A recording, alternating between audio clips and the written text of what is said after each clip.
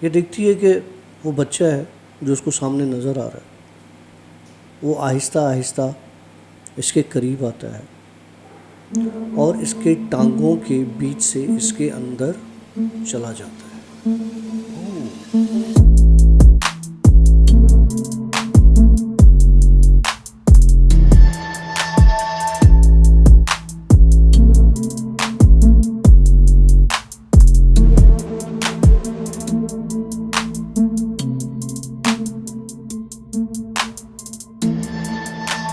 और वाई फ्रेंड्स अस्सलाम welcome to yet another the Bhoot show.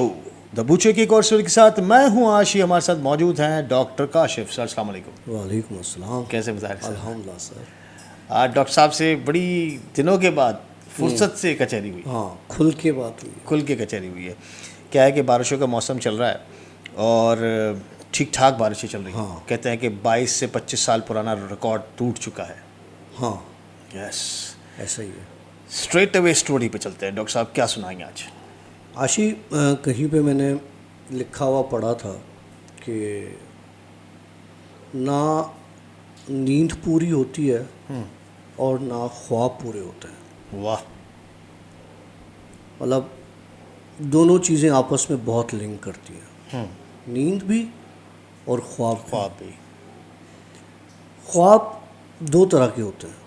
एक ख्वाब होता है जो इंसान सोते हुए देखता है, और जो सोते हुए इंसान ख्वाब देखता है वो इंसान के अपने हाथ में नहीं होता। उस ख्वाब में इंसान काफ़ी जगहें, काफ़ी चीज़ें एक्सप्लोर करता है। उस जो सोते हुए ख्वाब होता है उसमें फैंटेसी होती है एक, वो एक ऐसी दुनिया होती है कि आप बैठे हो लेकिन आप सो रहे हो लेकिन दिमाग आपको चांद पर ले जाएगा, जो कि ऐसा होता नहीं है। एक ख्वाब वो होता है जो इंसान खुली आंखों से देखता है। खुली आंखों से ख्वाब क्या होता है?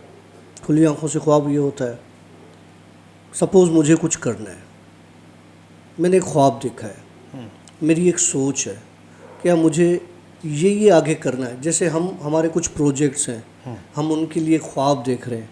उस ख्वाब को पूरा करने के लिए हम एक प्रैक्टिकल वर्क करेंगे, तभी वो ख्वाब पूरा होगा। लेकिन वो ख्वाब जो हमें नींद में आता है, उस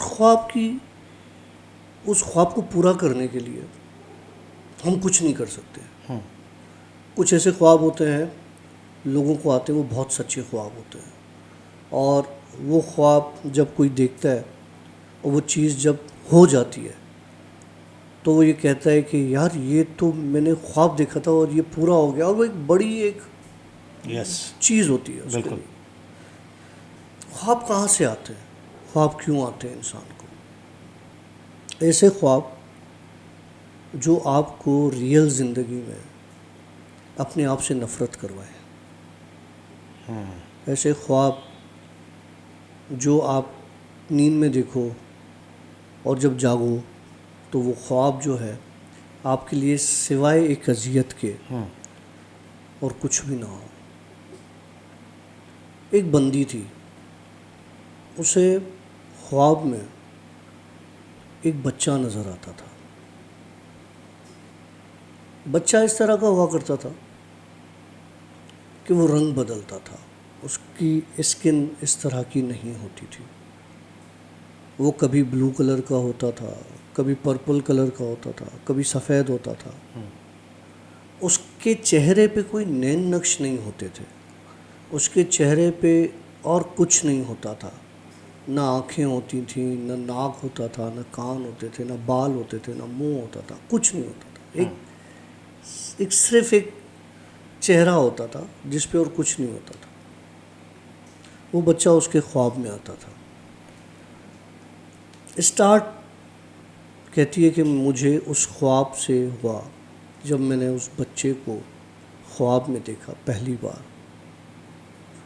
जब मैंने देखा तो मैं डर के मारे उठ के बैठ गई कि यार ये तो मैंने क्या देख लिया। मतलब लेकिन उस रात मुझे पूरी रात नींद नहीं आई वो ख्वाब देखने के बाद। खैर मैंने बहुत कुछ पढ़ा और मैंने कहा कि यार शैतानी ख्वाब होगा, ठीक है। दूसरी रात हुई, दूसरी रात मैंने वही बच्चा दोबारा ख्वाब में देखा ओके।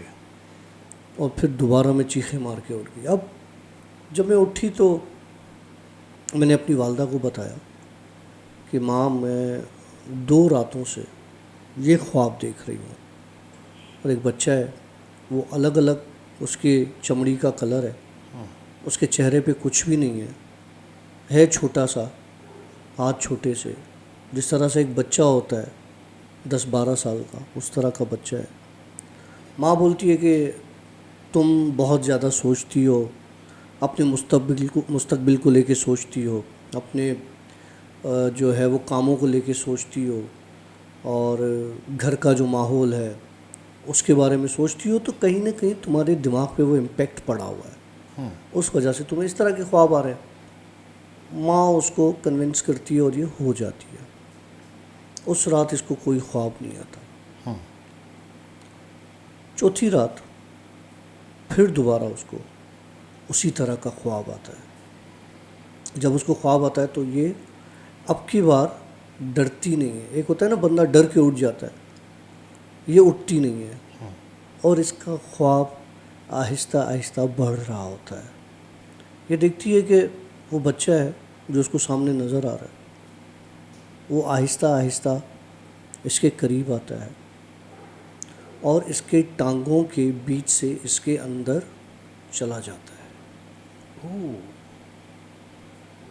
अब जब ये नींद से जागती है तो इसको शदीद दर्द होता है। ये बेड से उठती है तो ये कहती है कि मैं चल फिर नहीं सकती, मेरे पाँव नहीं उठ रहे होते, और ऐसी अजियत होती है मेरे साथ कि जैसे मेरे अंदर, मेरे प्राइवेट पार्ट से मेरे अंदर कोई चीज़ गई हो, ऐसी जिसने मेरे अंदर को चीर दिया हो पूरा। खैर, तकलीफ़ में माँ को बताती है, माँ ऑब्वियस परेशान हो जाती है।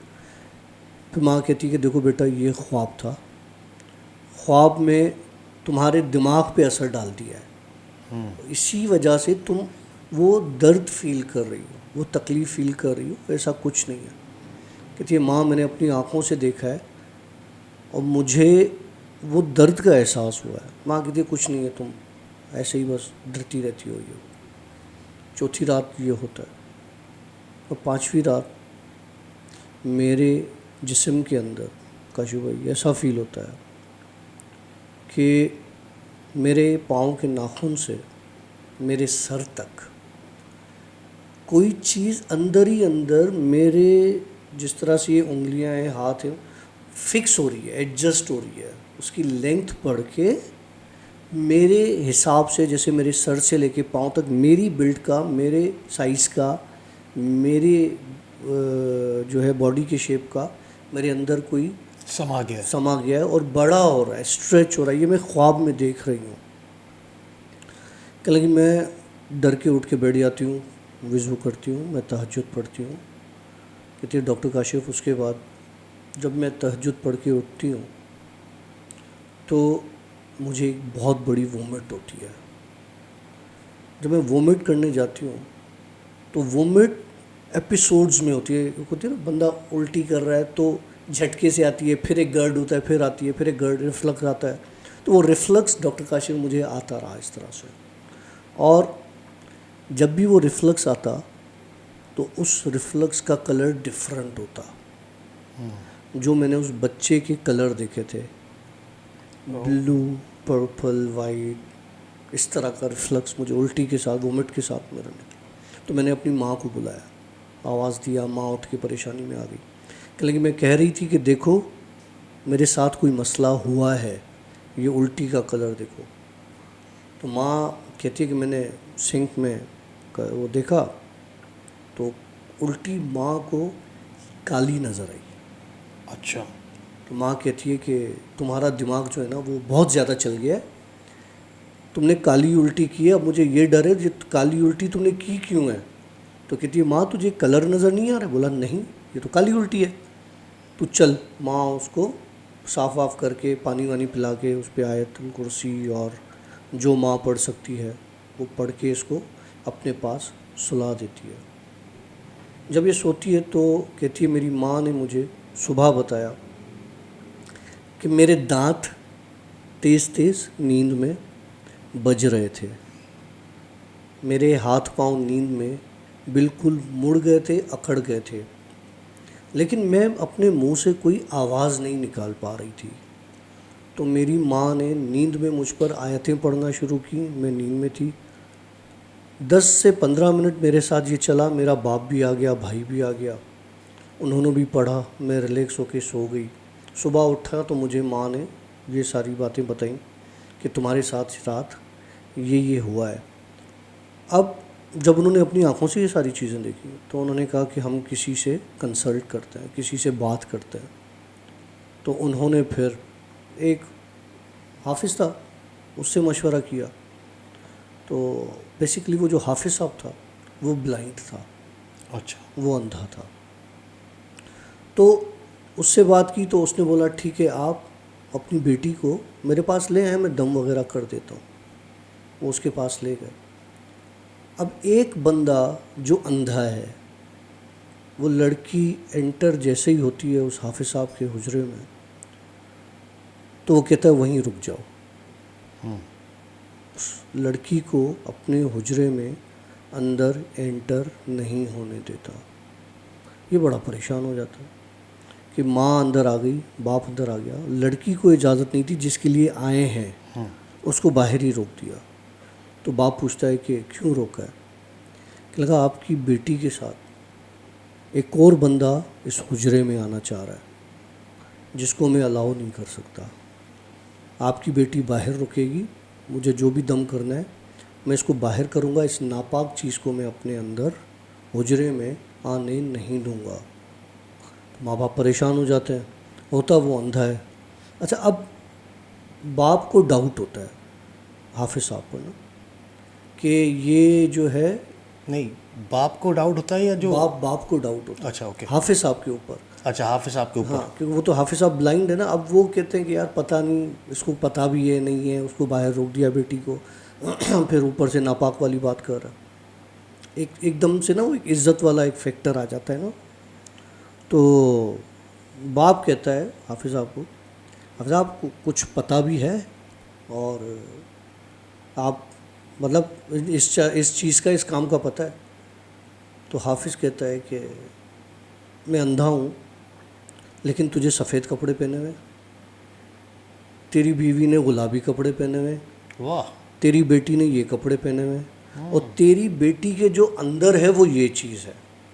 ओके, उस पर ना उसका बाप बिल्कुल सुनो सुन्न हो जाता है कि यार ये तो अंधा है और इसने इतनी सारी चीज़ें बता दी हमें। खैर, ये लड़की पे दम करता है, कहता है इसे ले जाओ और इसको मेरे पास रोज़ लाना 7 दिन तक। खैर, ये चले जाते हैं। अब घर पे जाके इनकी आपस में लड़ाई होती है, बाप की और माँ की, उसी हाफिज़ की बात पर कि आपने हाफिज़ को ऐसे बोल दिया, वैसे बोल दिया। उसने बोला यार मुझे डाउट था, मुझे अभी भी डाउट है, क्योंकि उसने हमारे कपड़ों के कलर कैसे बताए। हो सकता है वो अंधा ना हो, पैसे बटोरने के चक्करों में कर रहा हो, लेकिन हाफिज़ ने उनसे पैसों की कोई बात नहीं की थी। ये सारी बातें चल रही होती हैं। तो बेटी बाहर अंदर रूम से वही हाथ पांव मोड़े हुए आती है और उसमें से एक बंदे की आवाज़ आती है कि मुझे उस हाफिज़ के पास लेकर नहीं जाना अब, वरना मैं आपकी बेटी को मार दूंगा। अब ये कहते हैं कि अच्छा, अब इसके बाप को वो बात समझ में आ जाती है कि जो हाफिज़ कह रहा था वो बिल्कुल सही कह रहा था। उसने बोला ठीक है, तुम हमारी बेटी को छोड़ दो, हम हाफिज़ के पास नहीं जाएंगे। तो ये कहता है कि मैं आपकी बेटी को छोड़ूंगा नहीं। तो बोलते वजह बताओ क्यों नहीं छोड़ोगे? लगा आपकी बेटी को एक बहुत बड़ा शौक़ था। आपकी बेटी को जो शौक़ था वो ये था कि वो किसी जिन के साथ हम बिस्तरी करें। आपकी बेटी चाहती थी कि कोई जिन उसका आशिक हो। तो जब वो चीज़ आ गई है और आपकी बेटी उसको छोड़ना नहीं चाहती, वो चीज़ मैं हूँ, मैं उसको छोड़ना नहीं चाहता, तो आप क्यों हम दोनों के बीच में एक दीवार की तरह बन गए? खैर ये लड़की बोल रही है, लड़की के मुंह से एक मर्दाना आवाज़ निकल रही है। तो ये कहते हैं कि ठीक है तुम अभी चली जाओ और ये कर दो वो कर दो, जो भी है। आयतें वायतें पढ़ के दम करते हैं, लड़की वहीं गिरती है, उठा के इसको कमरे में ले जाते हैं। दूसरे दिन लड़की को हाफिज़ के पास लेकर नहीं जाते, हाफिज़ को ले आते हैं उधर, क्योंकि वो कहता है कि मुझे हाफिज़ के पास लेकर नहीं जाना। तो ये क्या करते हैं कि हाफिज़ को हाफिज़ को इधर ले आते हैं, ओके। क्योंकि इनके पास एक बहाना मिल जाता है। वो कहता है कि भाई जब हाफिज़ पढ़ाई करनी शुरू होता है तो वो फिर उसके अंदर एक हाज़िरी हो जाती है। जब हाज़िरी होती है तो कहता है मैंने तुम्हें बोला था, बोलता है कि भाई तुमने बोला था हाफिज़ के पास नहीं लेके जाना, ये थोड़ी बोला था कि हाफिज़ को नहीं लाना, हाफिज़ को तो हम ले आए हैं। हाफिज़ कहता है कि आपकी बेटी 2 दिन के अंदर मर जाएगी। इसका बाप कहता है हाफिज़ को उठ जा, हम किसी और को देख लेंगे भाई। तो तुझे क्यों बुलाया जब 2 दिन में मर जाएगी? कि लगा किसी को भी ले आओ, आपकी बेटी नहीं बचेगी। ये उसको हाफिज़ को हदिया दे के कुछ रकम दे के और रवाना कर देते हैं, बोले जाओ छोड़ के आओ। हाफिज़ चला जाता है। हाफिज़ जाते जाते बोलता है कि मैं लिख के दे रहा हूँ कि 2 दिन है इस लड़की के पास, 2 दिन में अगर ये लड़की सही हो गई तो ठीक है, नहीं तो ये लड़की मर जाएगी। उसके बाद क्या होता है? ये कहानी कहाँ से शुरू हुई है? ये कहानी शुरू हुई है हमारी जिन स्टोरी से। वो लड़की हमारी फॉलोवर है। उसके बाद वो लड़की बात करती है अपनी माँ से कि मैं बहुत तकलीफ़ में हूँ, खुदा के वास्ते कोई आमिल देख लो, अगर नहीं मिलता कोई आमिल तो एक बंदा बता रही हूँ, उससे कांटेक्ट करो। उसकी माँ ने मुझे फ़ोन किया, इंस्टा पर पहले मैसेजेस आए, मैंने उसको नंबर दिया, उसकी माँ ने मुझे कॉल की, बेटा खुदा का वास्ता है और मेरी बेटी के साथ ये मसला है और मेरी बेटी की जान बचाओ। मैंने कहा ना मैं आमिल हूँ, ना मैं आपको कुछ करके दे सकता हूँ। हाँ, जब ये कराची का किस्सा सुना रहा हूँ, जब ये चीज़ हो तो मुझे बता दीजिए। बोला हमारे पास टाइम नहीं है, 2 दिन है। एक हाफिज़ आए थे, उन्होंने 2 दिन का बोला है और 2 दिन में हमारी बेटी जो है वो, उसने बोला मर जाएगी। जब उसने बोला ना कि 2 दिन में हमारी बेटी मर जाएगी, एक अंदर से होता है यार, एक माँ रोते हुए आपको एक रिक्वेस्ट करती है। मैंने कहा अच्छा ठीक है, आप मुझे बताएं एड्रेस, मैं आपके पास आ जाऊँगा। तो उन्होंने मुझे एक एड्रेस दिया डिफेंस का, कराची साइड का। मैं वहाँ गया, उन्होंने मुझे दरवाज़ा खोला, तो लड़की बिल्कुल सही थी, बिल्कुल नॉर्मल थी। वो आए, उनका एक ड्राइंग रूम था, वहाँ बिठाया, चाय वाय आई, तो लड़की आके सामने बैठी मेरे, और माँ बैठी, उसका भाई बैठा, बाप बैठा। तो लड़की ने मुझसे कहा कि क्यों आए हो? बताया किसने? लड़की ने। अब लड़की ने उसकी मुझे कहा कि क्यों आए हो? अब मैं उसकी शक्ल देख रहा हूँ, क्योंकि उस वक्त जो सवाल कर रहा था वो उसके अंदर जो मौजूद था वो कर रहा था, वो लड़की नहीं थी, लेकिन आवाज़ लड़की की थी। मैंने कहा क्यों आया हूँ? मैं इसलिए आया हूँ कि मुझे तुमने बुलवाया है। कि लगा मैंने नहीं बुलवाया, ये तो इस लड़की ने बुलवाया है। कहती है डॉक्टर काशिफ उसके बाद क्या हुआ? आप आए थे जब, मुझे नहीं होश कि आपने क्या किया, ठीक है, लेकिन मुझे एक बात पता है, जिस रात आप आए थे और आपने कहा था कि ये 2 दिन के बाद नहीं मरेगी, अगर कुदरती मर गई तो ठीक है, लेकिन 2 दिन के बाद ये नहीं मरेगी इस वजह से। उसके बाद आपने कुछ दिया मेरे वालिदैन को या कुछ, क्या बात हुई मुझे नहीं पता, और मैं बताना भी नहीं चाहता कि मैंने क्या बात की थी या क्या हुआ था। उस रात वो चीज़ जिस तरह मेरे अंदर एंटर हुई थी, बड़ी खामोशी से उसी तरह मेरे अंदर से, उसी जगह से बाहर निकली मेरा हाथ पकड़ा और मुझे कहने लगा कि अगर मेरे साथ चलना चाहती हो तो तुम्हारी रज़ा है, अभी भी तुम चल सकती हो, लेकिन जिस बंदे को तुमने बुलाया था उस बंदे को हमारे बड़े कभी मना नहीं कर सकते। अब उसने बोल दिया है तो मैं जा रहा हूँ, लेकिन मैं फिर वापस आऊँगा। ओके। ठीक है।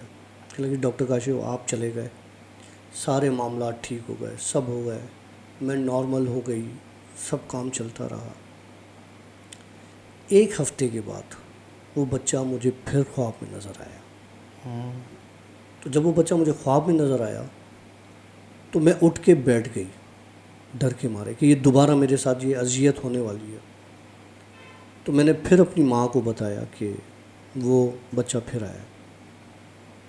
तो मेरी माँ ने सीधा सीधा, जैसे खाली कमरा होता है ना, वो तो वहाँ मौजूद था, वहाँ बोला कि अगर तुम्हें मेरी बेटी से शादी करनी है, निकाह करना है, तो हम तुम्हारा करवाते हैं, ओके। लेकिन इस तरह से उसको अजियत और तकलीफ़ नहीं दो। शर्त यह है, तुम्हें ये पसंद है, तुम इंसान बन सकते हो, इंसान की शक्ल में आ सकते हो, तो तुम्हारी शादी करवा देंगे, नहीं तो फिर तुम इसको हमेशा के लिए छोड़ दोगे, ये हमारी शर्त है। बोला वो बात हुई। उसके बाद मुझे नहीं पता मेरी वालदा ने आपको कॉल की नहीं की, क्या बात हुई, लेकिन उसके बाद मेरे साथ कोई वाक़या नहीं हुआ और माशाल्लाह मैं बिल्कुल सेट हूँ। अब मैं कहती हूँ, मैं समझती हूँ करने वाली अल्लाह की ज़ात है, लेकिन वसीले ज़राए अल्लाह निकालता है। तो मुझे ये लगता है कि अगर वो चला गया तो आपकी वजह से गया। अब मैंने उसे कहा कि देखो मेरी वजह से नहीं गया, जिस रात वो तुम्हारे पास दोबारा आया वो मेरे पास भी आया था। तुम्हारी माँ ने उसे जो जो लफ्ज़ बोले थे वो उसने मुझे आके बताए थे कि ये लोग मुझसे ज़बान ले रहे हैं कि मैं अगर इंसान की शक्ल में जाऊं, इंसान बन के जाऊं, तो मैं जो है इनसे शादी मेरी करवा देंगे। तो मैंने कहा तुम मेरे पास क्यों आए हो? मैंने कहा मुझे बताओ कि मैं इंसान अगर बनता हूँ तो मुझे क्या करना पड़ेगा। मैंने कहा रुक, मैं तुझे बताता हूँ क्या करना पड़ेगा। मेरे पास ना एक मट्टी पड़ी थी, जो मट्टी किसी अहले तशी भाई ने हमारे मुझे इराक से लाके दी थी। ओके, समझ रहे हैं ना? समझ गया। और वो अभी गालिबन एक हफ़्ता पहले, 10 दिन पहले मिली आपको? हाँ, वो उसने मुझे लाके दी थी। मैंने कहा तुझे इंसान बनना है? उसने बोला हाँ मुझे इंसान बनना है। मैंने कहा एक शर्त है। बोला क्या? मैंने कहा अगर तुमने ये मट्टी खा ली, अगर तूने खा ली तो बर्दाश्त कर ली तो तू इंसान बन जाएगा, अगर तू बन सकता है तो बन। अब वो थोड़ी देर रुक गया, अब वो उस मट्टी के करीब ना आ सके। मैंने कहा चल मैं तुझे अपने हाथों से खिलाता हूँ, तू खा और इंसान बन जा। उसके दिमाग पे वो लड़की सवार थी।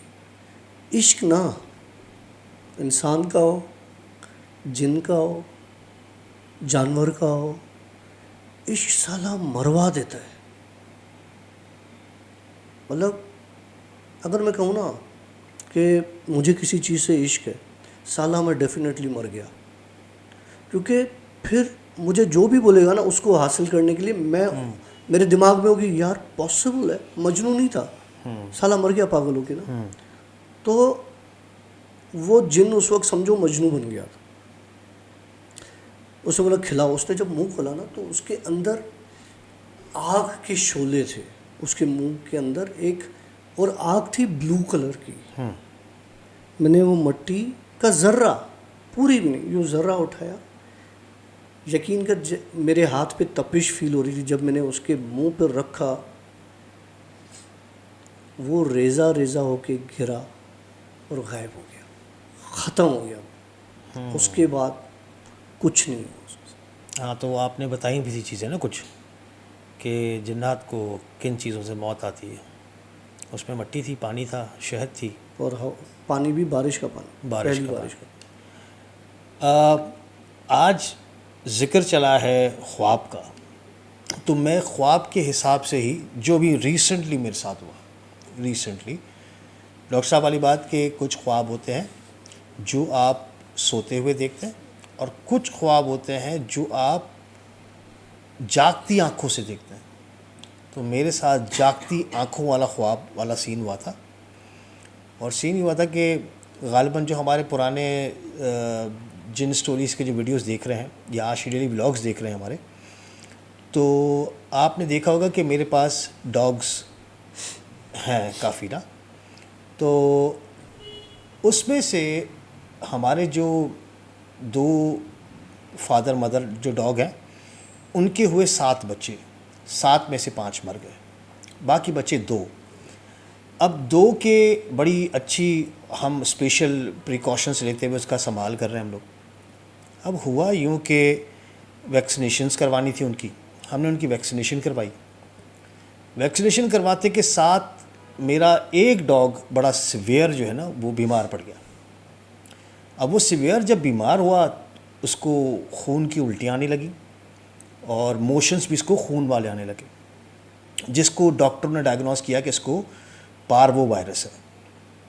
जो डॉग लवर्स हैं उनको शायद इसके बारे में ज़्यादा पता होगा। अब उस पार्वो वायरस के लिए हम लोगों ने इसका ट्रीटमेंट स्टार्ट करना शुरू किया। वायरस का कोई ट्रीटमेंट नहीं है, लेकिन उसकी प्रिकॉशंस हैं और सिम्टोमेटिक ट्रीटमेंट, बेस्ट वर्ड। तो सिस्टमेटिक सिम्टोमेटिक उसके सिम्टम्स को बेसिकली ट्रीट किया, जैसे लूज मोशंस हो रहे थे, वोमिटिंग्स हो रही थी, तो उनको ट्रीट किया हम लोगों ने। अच्छा, उसके बाद क्या हुआ कि उसको हम तकरीबन कोई 4 दिन से, अच्छा वो डॉग, मेरा एक दोस्त यूके से आया हुआ है, उसने कहा कि यार मेरे बच्चों को जो है बहुत शौक़ है डॉग्स का, तो वो एक बच्चा यार मुझे कुछ दिन के लिए दे दे, 1 महीने के लिए। मैंने कहा ओके, ले जाओ, कोई मसला नहीं। और मुझे पता है कि वो बड़ा अच्छा ख्याल रखने वाला है ना, तो मैंने उसको वो दिया डॉग। अच्छा, बीमार वो उसके घर पर हुआ, ठीक। हम लोग बिल्कुल सेटिस्फाइड कि भाई ये वायरस इन डॉग्स के साथ होता अगर, तो इन डॉग्स के जो मेरे पास ऊपर बैठे हुए उनको भी लगा हुआ होता, और वो सारे सिस्टम्स आते, माना खून की उल्टियाँ, मोशन, सब चीज़ें आती, लेकिन ऊपर वाले अल्हम्दुलिल्लाह सेफ़।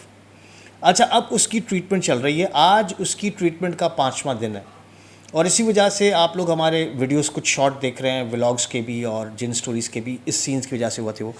तो उसमें उस डॉग को रोज़ सुबह और शाम हमने जो है वैक्सीनेशन ड्रिप्स लगती थी उनको, तो 3 घंटे 4 घंटे क्लिनिक में बैठना पड़ता था उसके साथ। अच्छा, होते होते वो जो डॉग मेरे दोस्त के पास था, वो माशाल्लाह अभी काफ़ी रिकवर हो गया, बेहतर हो गया ना अभी। लेकिन हुआ यूँ कि इस एंड को बताने से पहले मैं एक चीज़ आपको रिमाइंड करवाता हूँ। हमारे जिन स्टोरीज़ में ही हम लोगों ने आप लोगों को एक चीज़ बताई थी, दिखाई भी थी, कि इस रूम के, ये डॉक्टर साहब के बकौल के, इस रूम से लेकर ऊपर तक ये सारा पीस जो है वो ठीक ठाक हैवी है, ठीक है। तो डॉग्स मेरे बिल्कुल एग्जैक्टली इस रूम के ऊपर हैं तकरीबन। अच्छा, जो मरे भी थे वो भी ऊपर थे, उसी वक्त मरे थे। फिर मैंने उनको वहाँ से मूव करके नीचे किया था, तो उसमें से वो 4 बज गए गली थी। यस, खैर अब हम ज़्यादा डिटेल्स भी नहीं जाते हैं, हम बड़े किस्से को शॉर्ट में करते हैं। अब ऊपर वाला किस्सा जो है, जगह वो हॉन्टेड है बहुत ज़्यादा। अब वो डॉग, जो फीमेल डॉग है, वो रिकवर होना शुरू हो गई अल्हम्दुलिल्लाह, लेकिन ऊपर जो मेरे 3 डॉग्स बैठे हुए हैं, उसमें से मेल फादर, फीमेल मदर, उनको छोड़कर जो बच्चा था दूसरा, जो मेल डॉग था, बेबी डॉग था, वो आज सुबह को अचानक बिना किसी सिम्टम के, बिना किसी चीज़ के, ना कोई बीमारी, ना उसने कोई खाना छोड़ा हुआ था, ना उसने कोई मोशंस किए हुए हैं, ना उसके साथ और कोई प्रॉब्लम। आज सुबह को जब मैं उठा तो उसकी डेथ हुई हुई थी, और वो ऊपर वाले रूम में बिल्कुल सेंटर में, ना कोई चीज़, कोई बला नहीं, कोई कीड़ा मकोड़ा नहीं, कोई करंट नहीं, कोई अल्लाह रहम करे कोई और चीज़ नहीं, लेकिन ऐसी फिर क्या चीज़ थी जिसने उस बच्चे को मार दिया। और एक मेरा कुत्ता भी था, यस, रशियन कोमोडो। वो भी लाउंज का दरवाज़ा खोलते थे, अंदर आके सोफ़ा पर सोता था वो। एक दिन दरवाज़ा खुला हुआ, वो आया नहीं। सुबह देखा तो उसकी बॉडी बाहर पड़ी हुई थी और मुंह से झाग निकल रही थी। बताने की बात इस स्टोरी के साथ ये क्यों लिंक कर रही है चीज़, इस स्टोरी के साथ ये चीज़ इसलिए लिंक कर रही है क्योंकि मैंने जीती मतलब जागती आँख से मैंने ये ख्वाब देखा था कि वो जो फीमेल डॉग है जो दोस्त के पास है, जिनको मैं इनके साथ नहीं रख रहा हूँ क्योंकि इसका वायरस उनको भी लग सकता है, वो मेरे दोस्त के पास है। मैंने अपनी मतलब मैं बैठा हुआ हूँ और मैं अपनी आँखों से देख रहा हूँ, एक फ़िल्म मेरी आँखों के सामने चल रही है कि ये मेरी डॉग, जो फीमेल डॉग है ये बच जाएगी, लेकिन जो मेल डॉग है वो मेरी आंखों के सामने मर रहा है, मैं देख रहा हूँ और मैं कुछ कर नहीं पा रहा। ऐसे नहीं जैसे मेरे ऊपर एक सत्ता तारी हो, सत्ता तारी हो। और मैं देख रहा हूँ कि मेरे सामने वो तड़प रही है और उसी ही रूम में उसी जगह पर मरी पड़ी है।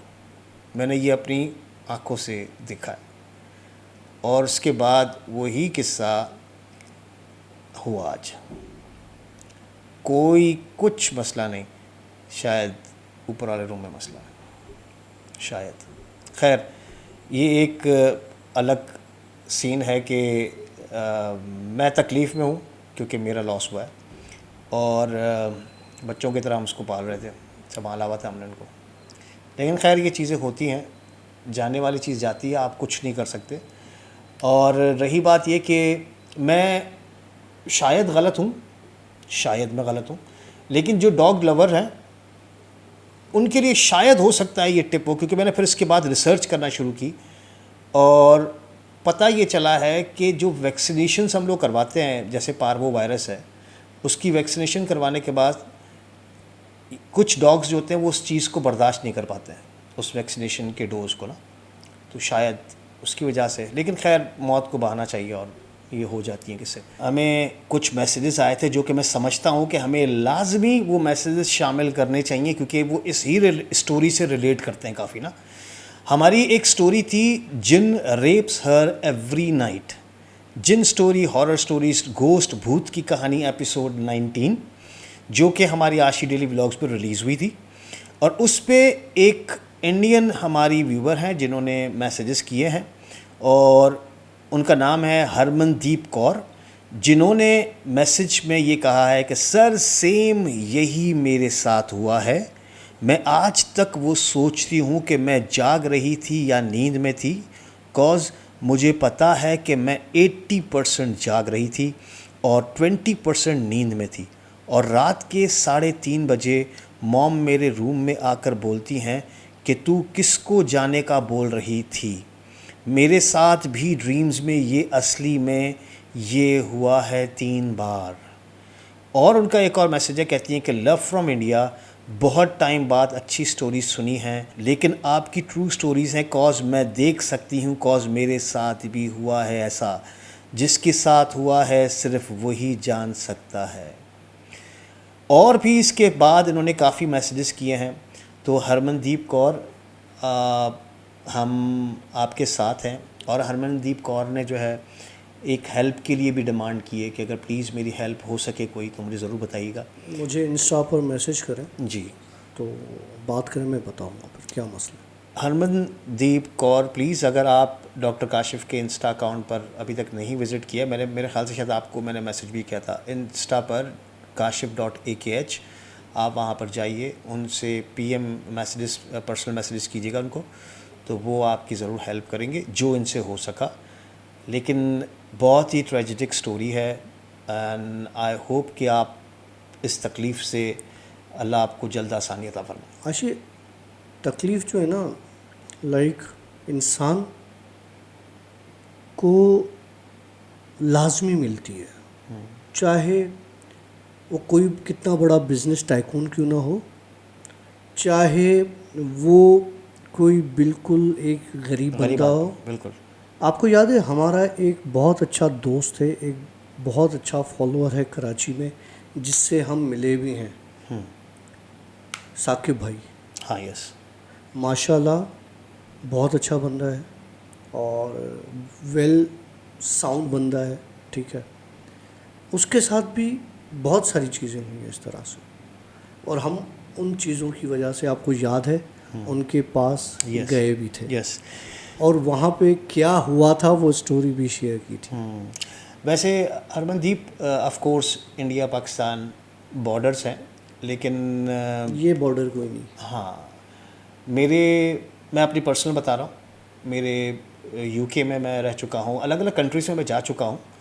तो वहाँ पर हमारे इंडियंस के साथ, पाकिस्तानियों के साथ बड़ी अच्छी गपशप लगती थी, और हम लोग साथ जॉब्स भी करते थे, कलीग्स हुआ करते थे, और फुर्सत पे बैठ के हम खाने पका के खाते भी थे।